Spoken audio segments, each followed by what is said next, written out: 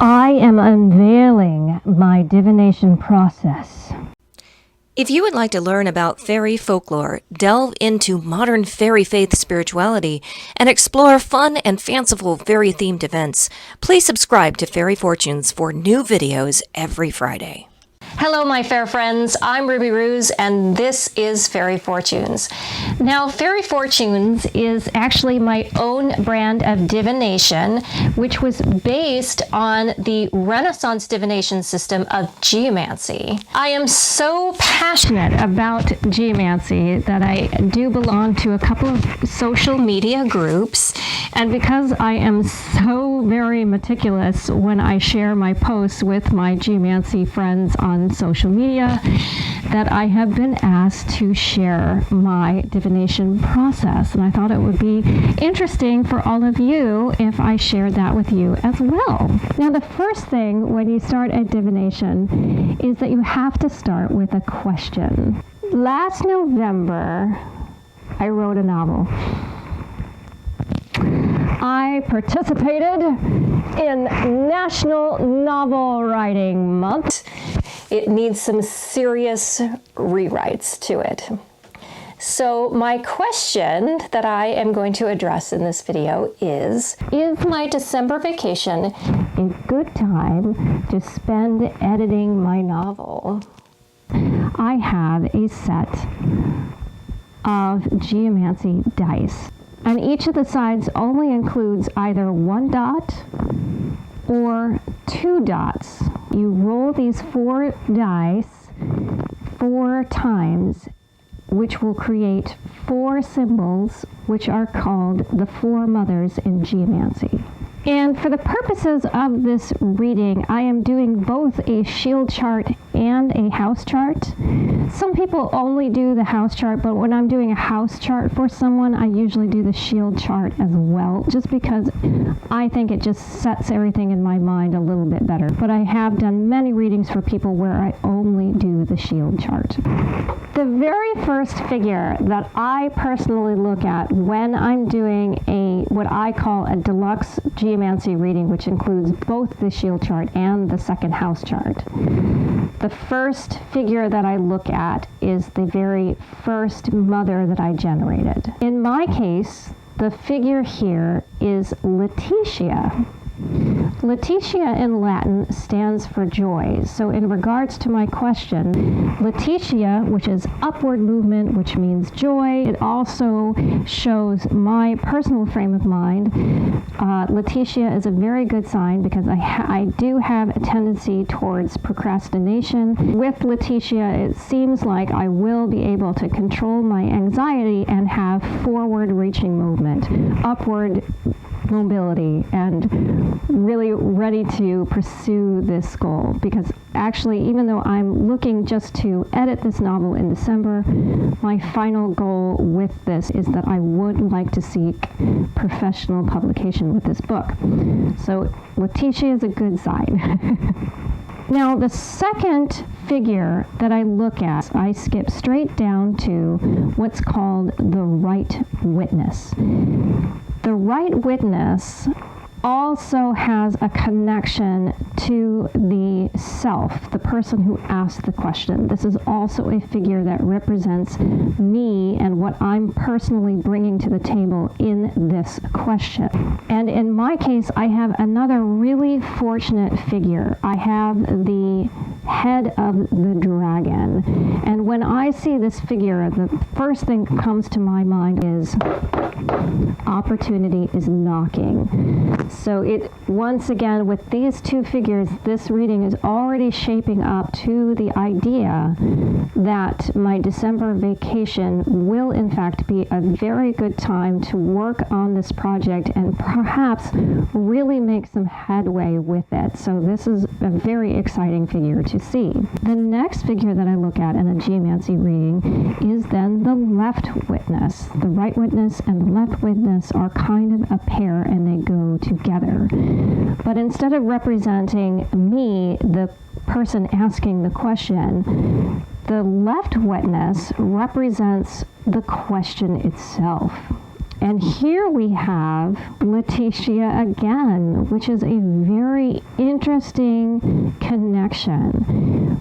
What this suggests to me is because I have Tristecia for myself in the very beginning, and then it repeating again as the left witness, it seems to be that not only am I in the right frame of mind to take on this project, but the project is really ripe to be done. It's the right time and the right place, and I'm in the right frame of mind to work on this project. So that's a very exciting connection there. The next figure that I look at in a geomancy reading is called the Judge, and it is the final figure at the bottom of this shield chart. It shows the relationship between the questioner, which in this case is me, and the situation surrounding the question itself. And it looks at the relationship and how those two actions are coalescing together. And in my case, I have the figure of via, which in Latin translates to the road. How I interpret this particular figure is, like I said, here we have, I'm in a great position, I'm in a good frame of mind, then the project itself is very now, it's very relevant, I'm in a place where I really want to do it, and that this is a very welcome project, it seems. And then we have via, suggesting that this, not only is this a good time, but via suggests that this may be, in fact, a new life path for me. The via is the road, it's the path. This is the way to go. But what I really, really love about geomancy is that there is so much information that can be gleaned from these readings. So I don't just stop with the witnesses and the judge, even if I'm doing only a simple geomancy reading where I'm only reading the shield chart. So the next thing that I do when I'm conducting a shield chart reading is I look at something called the Way of Points, which in this particular reading I have because my judge has a single dot on the fire line. If it had two dots, there would be no Way of Points. But since there is a single dot, there is an arrow pointing towards something. So I want to follow this Way of Points to see if there is even more information that I can glean from this reading. So when I track the Way of Points, it leads from the judge to the left witness, suggesting that this is actually something that is not within my immediate control. That actually makes sense to me because when I'm writing, the characters take on lives of their own, and sometimes I don't really feel in complete control of the story. The characters are telling me the story. So actually, I kind of like seeing that the Way of Points leads away from me and into something outside of my control. Then the Way of Points leads to the character of Puer, and then up to the figure of Fortuna Minor, or as many of you might recognize it here on Fairy Fortunes, the Fairy Princess. So with the Way of Points, once you track it back to where the Way of Points leads to, what you're doing there is you're looking at the four triplicities of geomancy: the self, events, environment, and the last, people. It starts with things being taken away from my control, but the end of the Way of Points ends with the single dot being in the position of the right witness, which correlates to the questioner, me. And here we have the Fairy Princess. The Fairy Princess is another good sign. That is a very fortunate figure in geomancy. It is one of the best figures depending on the situation. And in this particular question, seeing the Fairy Princess is a very good sign. Although the Fairy Princess is not really a sustainable figure, unlike her counterpart, Fortuna Major, or as I call her here on the Fairy Fortunes, the Fairy Queen. So it seems to me that yes, this is a good time to work on the novel, but I can't expect myself to finish it. There is going to be more work that needs to be done once I get through this vacation week. So that's something that I should be aware of. The left witness in the environment triplicity now becomes Tristecia, which in Latin translates to sorrow. Now, many people think that sorrow is a very bad figure. I disagree with that because sorrow is not evil. Sorrow is not something that we should necessarily avoid. Sorrow actually is a great teaching unit. Without sorrow, we cannot learn compassion. So I'm a big fan of Tristecia. Another correlation with Tristecia is that it creates a downward-facing V. Yes, it is the opposite of the upward-facing V of Letitia, which was my figure in the beginning of this reading. But what's great about the downward motion here is that it's like a stake running into the ground. I'm going to be able to, how I see it in the position of environment, is that I'm really going to be able to hunker down and really get some solid work done. I'm going to be able to root in. The judge in the triplicity of environment here is then puer. Puer means boy in Latin, and it is adolescent masculine energy. And what I mean by masculine is the ancient dichotomy of the terms masculine and feminine is that it's very forceful energy, it's very active energy, whereas feminine energy is very receptive and a little bit more passive than the active energy of masculine energy, which is reflected with the character of puer. Puer also, for me, represents a quest.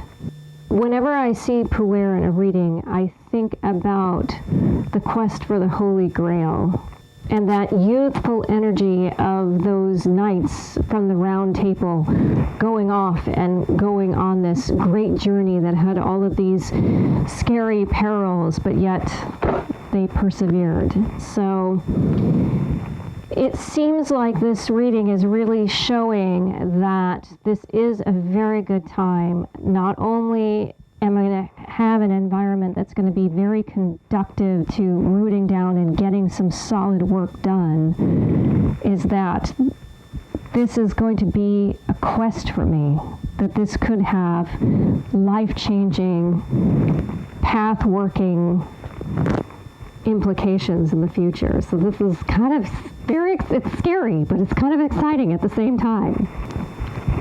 Another thing that I do with shield charts is that I look to see if the judge has made an appearance somewhere else in the shield chart. And in this case, it doesn't. But if I did have Via reappearing somewhere in the chart, I would want to look at that triplicity too, because I really feel that when the judge repeats in the shield chart, that is information that might be helpful to the situations.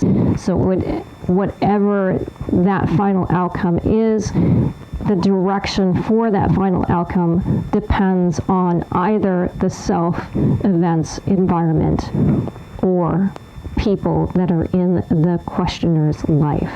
The next thing that I do in a shield chart is I look for any unusual patterns in the shield chart.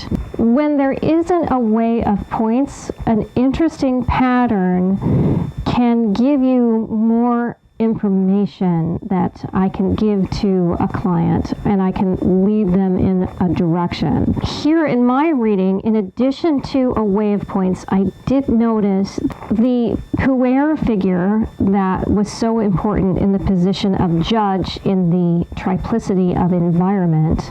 Puer is flanked on both sides with the figure of acquisitio.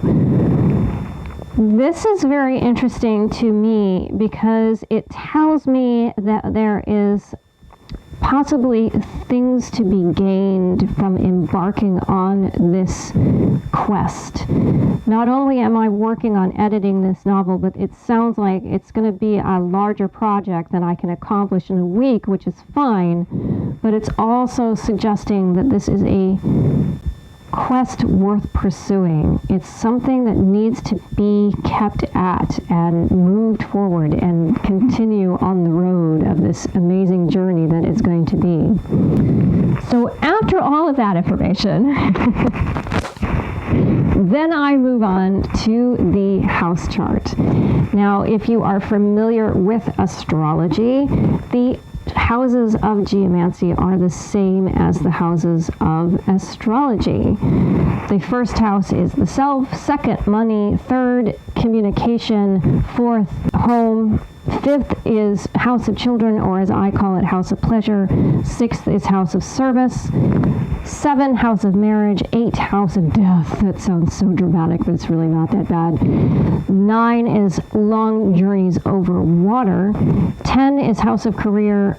11 is house of friends, and 12 is house of people.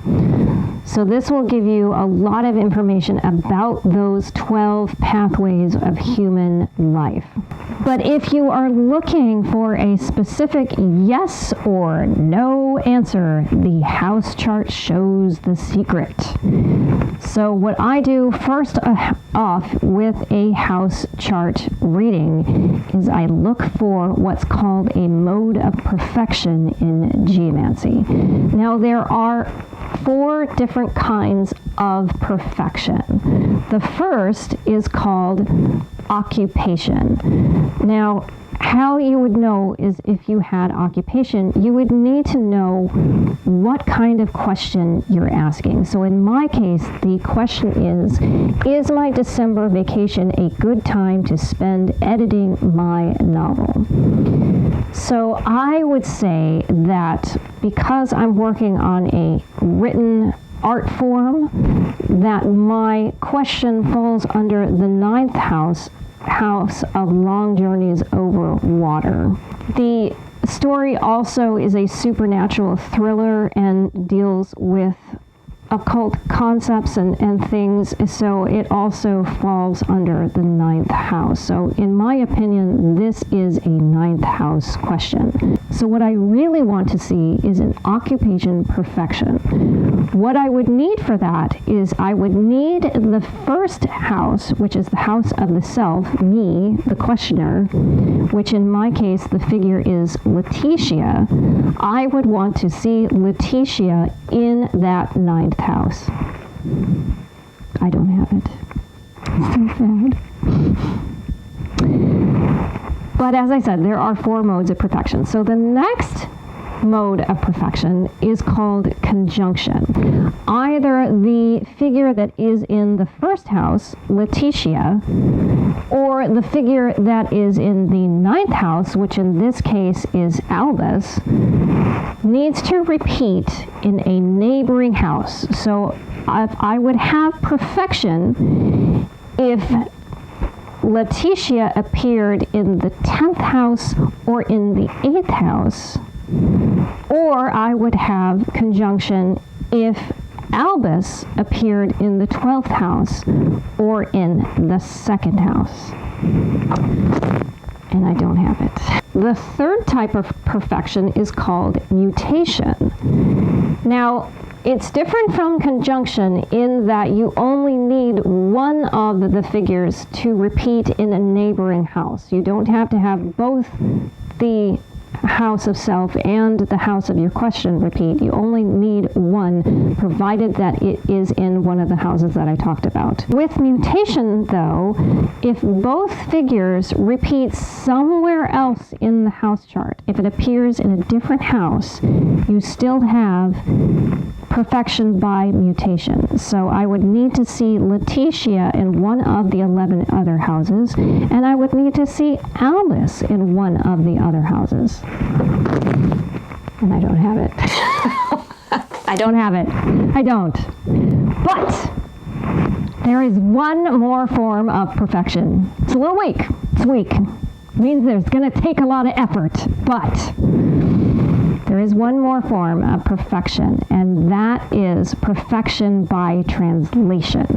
What translation means is that there is a third figure that appears next to the two houses that you're interested in. So the house of self and the house of that pertains to your question. If a third character appears next to both of those houses, that is still a perfection by translation. And that is where I have a perfection in this particular chart. In my reading, in the 10th house, which is next to the 9th house, I have the figure of acquisitio. And in the 12th house, which is next to the 1st house, I also have acquisitio, and there is my perfection. So when you have a perfection in geomancy, the answer to the question you asked is yes. Is my December vacation a good time to spend editing my novel? The answer is yes. Now, occupation, as I said, is the one that you really want to see. That's a definite yes. There's not going to be any questions about it. It's just a yes. With translation, usually it means that the yes is going to take a winding road. And as I mentioned in the previous shield chart, I said that while this is a very good time and I'm probably going to get some things that I want done, it's not going to be able to be finished in a week's amount of time. Acquisitio in the House of Careers is suggesting that this is a pathway that I should look at as something other than a hobby. So that is an interesting connection there. Acquisitio, though, is also in the House of Troubles. I think the reason that I never went into writing is that I was a perfectionist. I still am. And it is very difficult for me to take criticism. So my writing, I kept very much to myself, and I didn't do anything professional with it. So it looks like I am going to be battling some anxiety around that as well. Now, questions in geomancy and in all divination do not necessarily result with a yes or no answer. Geomancy is a wonderful tool when you're looking at a year plan and getting some information on what might be on the road ahead for you. So geomancy isn't always a yes or no situation, but a house chart can be very valuable even in questions that go beyond yes or no. So especially in those types of questions, in the house chart, I look for repeating figures. The reason being is that when you have a figure that repeats, like for example in mine, I have acquisitio in both the 10th house of careers and then again in the house of troubles. To me, those two houses in this situation are now related, and definitely for me there is a connection. Even though writing was one of my favorite things to do, I never gave myself an opportunity to pursue it in any other form other than a hobby. And the reason for that was likely my perfectionism and my anxiety, which are reflected in the House of Troubles. So much like my situation here, where we have that reoccurring figure. It can give you information on how items in your life might have connections and how you might look at that and give it some perspective. So in my chart, Acquisitio also appears in the house of home, which is interesting because I intend to spend my week vacation at home and use it to hunker down. So it seems like my home environment is going to be a good place to pursue this particular goal. So that's a very interesting connection there. Another figure that repeats in my house chart is the figure of Tristecia. Tristecia first appears in the house of service, and then Tristecia appears again in the house of death. Death. It always sounds so dramatic. If you don't like house of death, you could call it house of change. And it's interesting that it first appears in the house of service. For me personally, I think another reason that I didn't really pursue writing in any other way except a hobby form was that I was very motivated to be of service, and I do have a current occupation that is all about service and civil work. Seeing that Tristecia appears again in this house of change suggests that I'm going to have to maybe be brave and leave my occupation of service in order to really pursue my perhaps true calling, which is maybe being a writer. I don't know about that. That's a little bit difficult for me to accept, but there it is in Geomancy. It's something to consider. The final thing that I really try to pay attention to whenever I do a reading, either for myself and especially for another person, is that I am especially conscious that I am telling a story. You don't want to go around and look at each of these figures and say, oh, well, that means that, and this means this, and this is the meaning of this. Oh, Tristecia in Latin translates to sorrow. Well, there's so much more that goes into sorrow. How does sorrow fit into the story? That's the question that you have to ask yourself whenever you do a divination or whenever you're going to a diviner.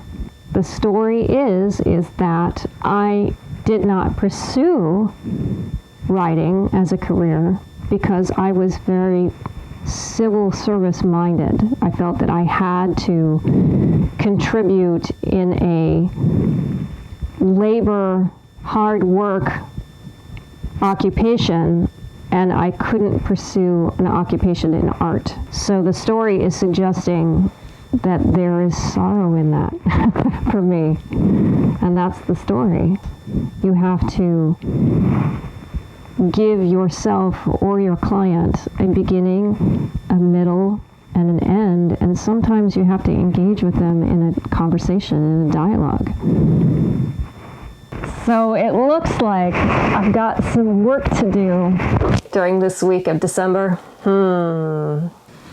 So, would you be interested in reading a supernatural thriller which features a psychic police officer who tries to bring a homicidal, disembodied force to justice? Let me know in the comments below.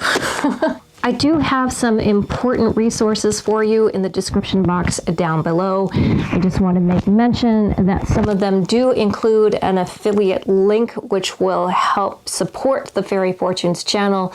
So if you would like to use that link, that would be lovely, but do not feel any pressure to do so. If you like this video, I think that you would also enjoy my Fairy Fortunes readings playlist. So I will have a link and you can check that out as well. well.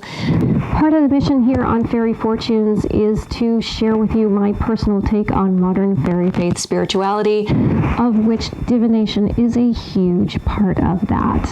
If you visit me on Facebook, I often do one-card fairy fortune readings, and then I'm also on Instagram and I post unique content there. And if you're curious and would like to purchase your own deluxe geomancy reading or the slightly less expensive simple geomancy reading, which is simply the shield chart, you can do so on my website, www.fairyfortunes.com. And also on there is my blog where I post more about fairy folklore, modern fairy faith spirituality, and fairy-themed events. And with that, have a magical day.